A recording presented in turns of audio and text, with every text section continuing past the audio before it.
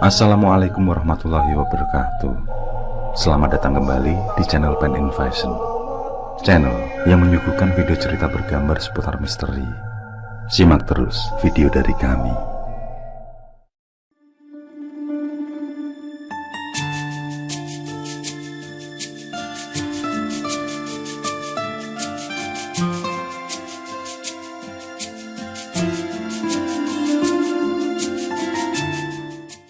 Aku sangat aktif terlibat dalam berbagai kegiatan ekstrakurikuler di sekolahku. Waktu itu, aku masuk di kelas IPA unggulan. Di lingkungan kelasku ini, persaingan prestasi dan nilai memang sangat ketat sekali.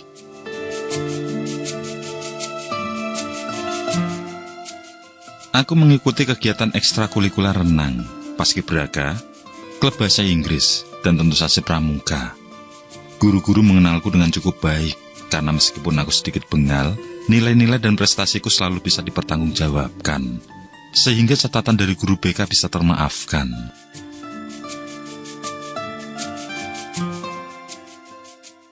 Di kegiatan ekstrakurikuler pramuka, aku ditunjuk oleh teman-temanku menjadi pemimpin sangga. Karena dinilai memiliki bakat kepemimpinan yang cukup baik, aku bisa mengkoordinir anggota sangga dalam beberapa kali kegiatan pramuka, termasuk ketika camping dan jelajah alam. Dan penilaian kami selalu sangat baik. Pendobrak 1, itulah nama sanggaku dulu. Regu ini beranggotakan aku, Sidik, Satya, Nurrohim, Raka, Ahmad Salim, Galih, dan Rian.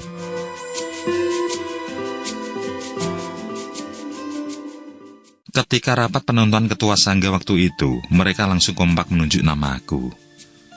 Sejak saat itu, aku pun membagi penugasan ke teman-teman dengan memperhatikan kemampuan mereka satu persatu. Hingga suatu ketika namaku terpilih menjadi salah satu peserta untuk mengikuti Dian Pinsa, yakni kependekan dari Gladian Pemimpin Sangga. Khusus di sekolahku, kegiatan ini biasanya dilaksanakan selama 2 hari 1 malam.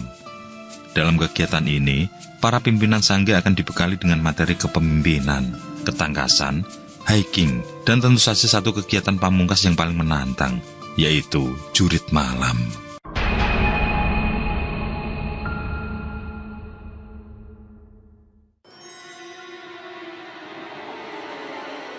Dalam Dian Pinsa, kegiatan jurit malam dilakukan dengan menyusuri tempat tertentu dan berakhir dengan finish di suatu tempat yang cukup lapang untuk melakukan upacara cium bendera sebagai seremonial pengukuhan pemimpin sangga.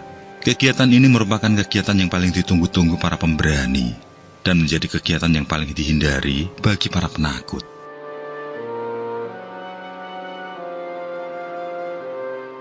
Informasi yang aku dapatkan, kegiatan jurit malam pada edisi Dian Pinsa kali ini cukup menantang. Rute yang dilalui adalah menyusuri sekolah, keluar menuju jalan besar, menuju makam tua dan berakhir di lapangan dekat makam tua tersebut. Para peserta Dian Pinsa diharuskan mengambil beberapa benda yang sudah ditentukan untuk dapat dinyatakan lulus kegiatan jurit malam. Tak jarang, kesurupan dan gangguan-gangguan gaib dirasakan terutama oleh para peserta ataupun panitia yang mengikuti kegiatan tersebut.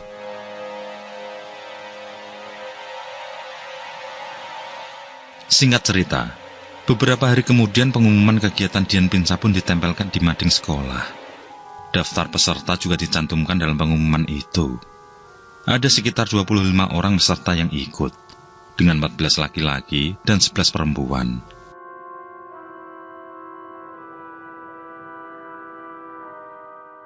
Kegiatan itu dilaksanakan pada hari Sabtu pagi hingga Minggu sore. Tidak lupa, barang bawaan standar yang harus dibawa peserta pun juga dicantumkan dalam pengumuman itu.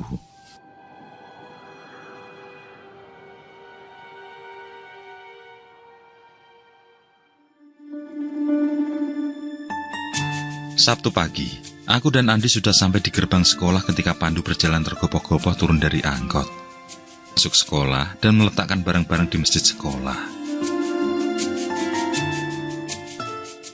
Tidak berapa lama, teman-teman pun mulai berdatangan.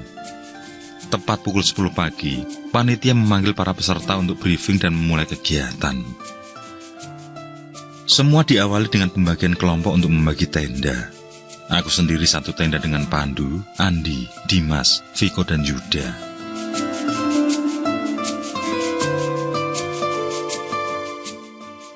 Setelah tenda kami sudah berdiri dengan kokoh, segera kami memasukkan barang-barang ke dalam tenda. Disusul kemudian dengan kegiatan istirahat, sholat, dan makan.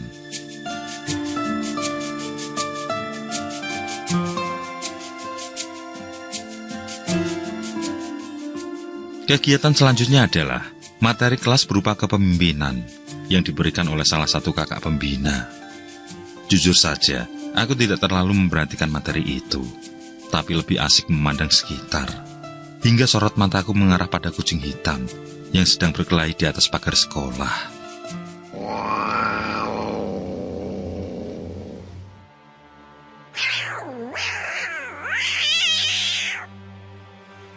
Bangunan sekolahku terhitung sudah tua, yang didirikan pada tahun 1979.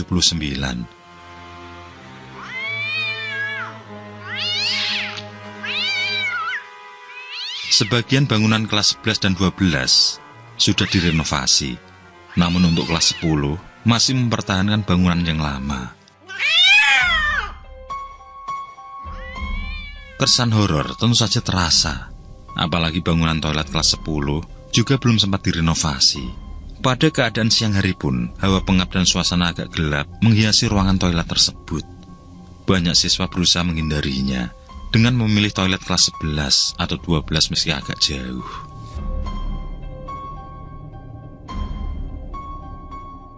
Gosip beredar, pada dulu awal sekolah ini berdiri, pernah ada siswi yang gantung diri di dalam bilik toilet wanita kelas 10 yang paling ujung.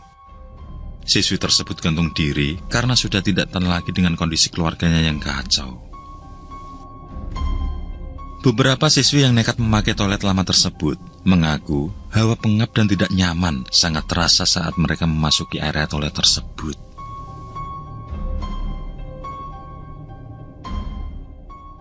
Devita, salah satu teman seangkatanku, bahkan pernah menceritakan bahwa apabila ada siswi yang sedang datang bulan dan memasuki toilet tersebut, secara berangsur akan merasa murung dan seperti ada bisikan untuk mengakhiri hidup.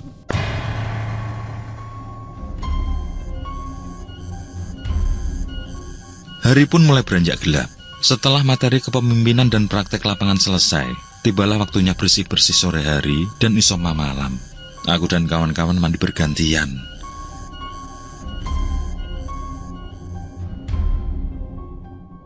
Sebelum sholat maghrib dan makan malam setelah sholat isya, waktu itu aku menunggu di luar kamar mandi pria kelas 11. Sementara Andi mandi sambil bernyanyi keras untuk menekan rasa takutnya.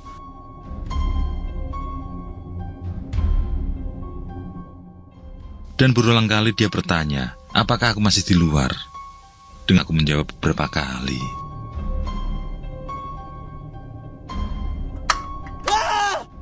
Terbitlah rasa isengku. Aku mematikan saklar lampu kamar mandi saat Andi masih di dalam.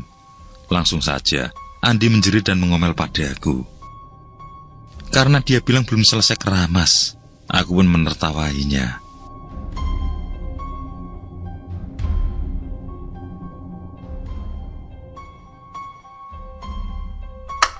Saat hendak menyalakan lampu kembali, tiba-tiba seperti ada seorang yang lewat di belakangku. Sangat cepat. Tidak sewajarnya manusia berjalan atau berlari. Aku yang terkaget dan spontan menoleh berkeliling. Tidak ada siapa-siapa. Sangat tidak mungkin ada manusia yang bergerak secepat itu. Aku coba menenangkan diri. Bisa jadi itu tadi hanyalah perasaanku saja. Tidak lama kemudian, Andi pun selesai mandi dan bergantian aku yang mandi.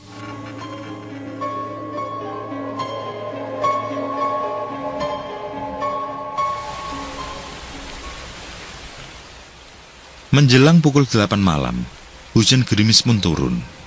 Selepas acara makan malam, kakak pembina mengumumkan teknis pelaksanaan jurit malam.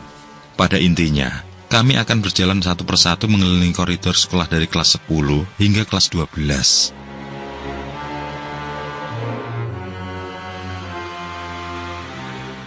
Ada beberapa barang yang bisa kami temukan dalam misi jurit malam ini. yaitu baret pramuka, pintu nas kelapa, dasi, buku dasar dharma, dan lain-lain.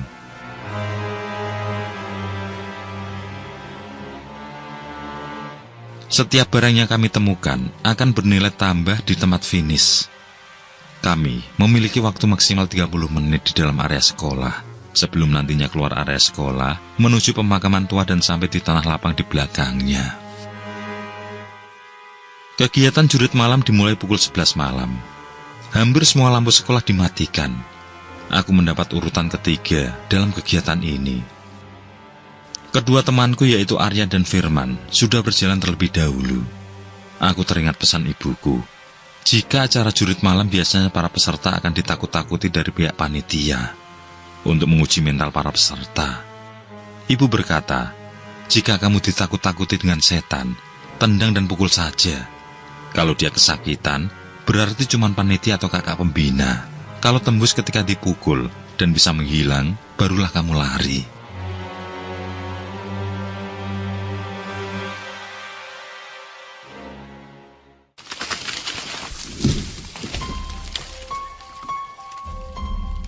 Belum lama aku berjalan, pohon palem di depan kelas 10 bergoyang-goyang. Aku pun berlari ke arah pohon palem tersebut dan mencoba memukulinya dari segala arah.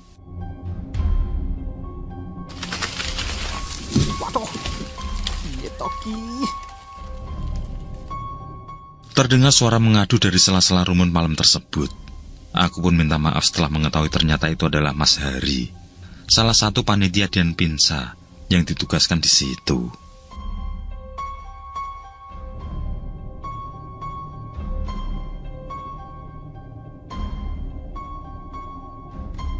Saat mendekati ujung kelas 10 dan hampir sampai ke toilet kelas 10, aku mendadak merasa kalau kakiku menginjak sesuatu. Saat ku periksa, ada sebuah pin pramuka di kakiku. Aku pun segera memasukkannya di kantong untuk tambahan penilaian nanti. Beberapa meter kemudian, aku sudah sampai di depan area toilet kelas 10 yang ramai di kalangan murid-murid. Samar-samar tercium wangi di dekat toilet itu. Aku menoleh ke kanan dan ke kiri. Tidak ada kejutan dari panitia di sekitar sini, pikirku. Tidak ada bunga-bunga yang sengaja dipasang untuk menakut-nakuti.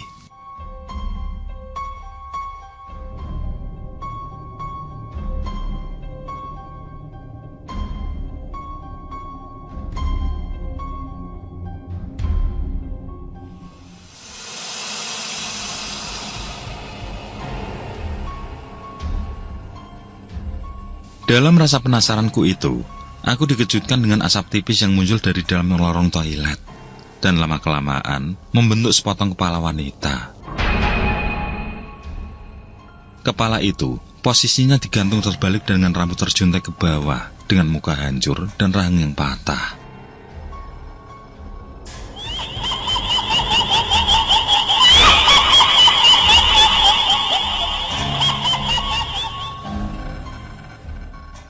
Tawa melengking keluar dari sosok demit itu.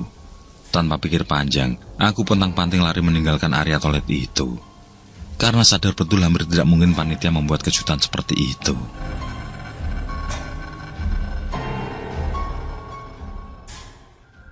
Waktu sudah menunjukkan pukul 12:30 pagi. Aku berhenti di jalan depan sekolah sambil mengatur nafas. Dari lampu penerangan jalan pun kulihat Firman sudah memasuki makam. Kemungkinan Arya sudah selesai. Aku pun mempercepat langkahku. Aku menyusuri jalan dengan pikiran masih tidak karuan karena bertemu dengan hantu kepala wanita tadi. Namun aku coba menenangkan diri dengan membaca ayat-ayat suci.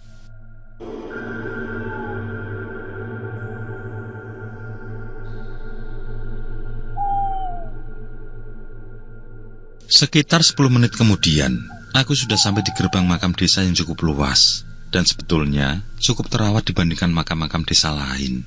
Namun seindah apapun pemandangannya, yang namanya kuburan tetaplah menyeramkan bagiku. Tidak semua orang cukup bernyali untuk mendatangi malam-malam begini. Dengan mengucap bismillah, aku pun masuk. Deretan nisan-nisan berjajar di hadapanku, diterangi beberapa lampu temaram di sudut-sudut area makam. Sebagian nisan sudah berlumut dan tidak kelihatan lagi nama pemiliknya. Aku berjalan perlahan. dan tiba-tiba merinding saat dua lampu di depanku berkedip-kedip seolah hendak mati.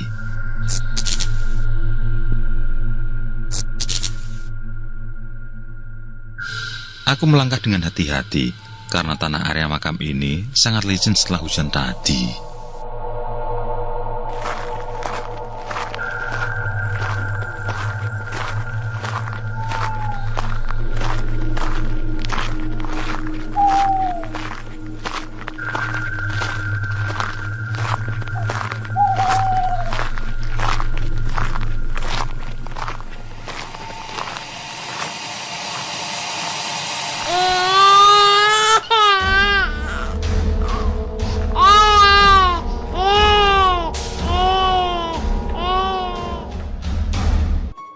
Bau kemenyan mulai menusuk hidung, dibarengi suara tangis bayi. Aku menoleh berkeliling. Cukup gelap, ditambah lampu bolam di ujung depan berkedip-kedip, membuat siapapun ciut nyalinya.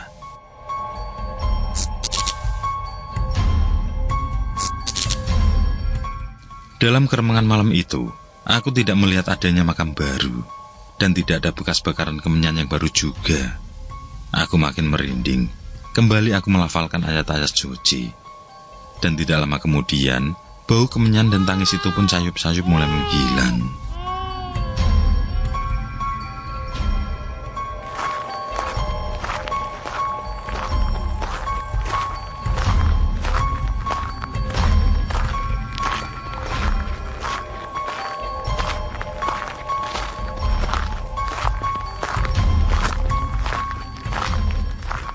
Aku terus berjalan dengan hati-hati. Ketika sampai di tengah area pemakaman, samar-samar terdengar suara tawa wanita yang membuat jantungku mau copot.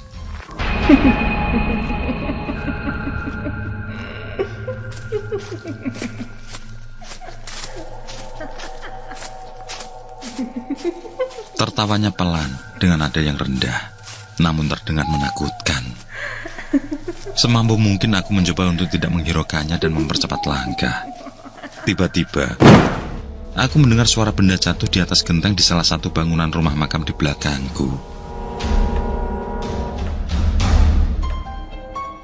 Suara itu cukup keras, seperti benda berat yang baru jatuh dan memecahkan genteng. Aku spontan menoleh ke belakang. Tidak ada apa-apa, semua tampak baik-baik saja. Aku pun melanjutkan langkahku dan hampir sampai ke perbatasan makam. Ketika tiba-tiba langkahku terhenti.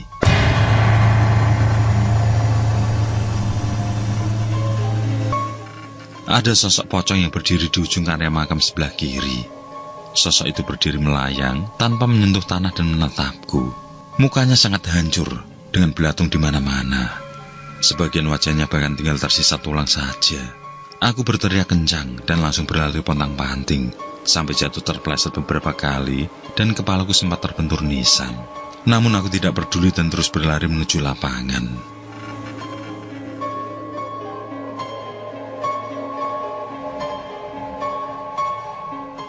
Di lapangan, Firman dan Arya langsung menyambutku dan memapahku menuju area lapangan yang agak kering dan mendudukkanku di sana. Kemudian ada dua orang panitia memberikanku segelas teh hangat dan obat merah untuk mengobati beberapa lukaku. Aku mengatur nafas sambil mendengarkan penjelasan Firman dan Arya kalau mereka juga diganggu dengan suara tangis wanita di pemakaman.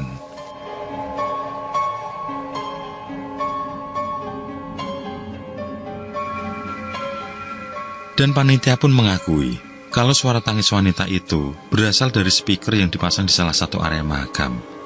Namun tidak ada satupun dari mereka yang menceritakan tentang suara tawa bayi ataupun penampakan pocong di makam.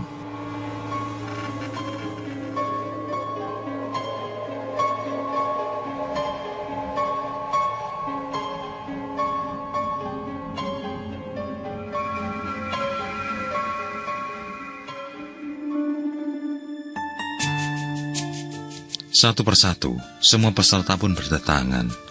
Kami diminta beristirahat sejenak. Kemudian berbaris dengan rapi untuk secara simbolis mencium bendera merah putih.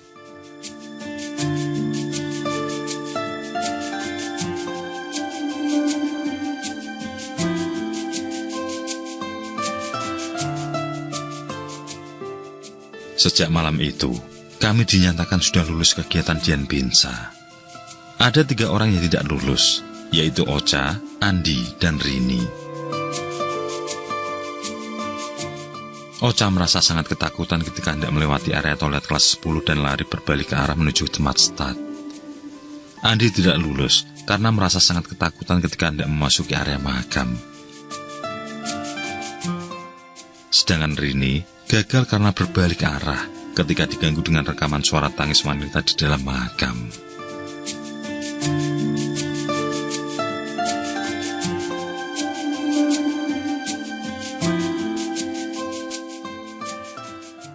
Dua 12 tahun telah berlalu dari peristiwa tersebut. Namun, setiap kenangan dari peristiwa Dian Pinsa tersebut masih terlintas jelas dalam ingatan. Kejadian waktu itu membuatku sadar bahwa alam gaib dan alam manusia saling berdampingan.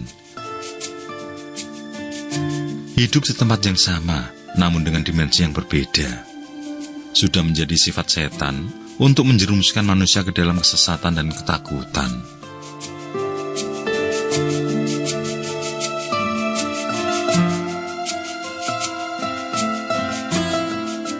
Sebagai manusia yang lebih mulia daripada setan, kita harus membekali diri dengan kekuatan iman yang baik. Selalu mendekatkan diri pada Tuhan, dan jangan sampai ada sifat-sifat setan seperti sombong, pemarah, dan sebagainya bersemayam dalam diri kita dalam waktu yang lama.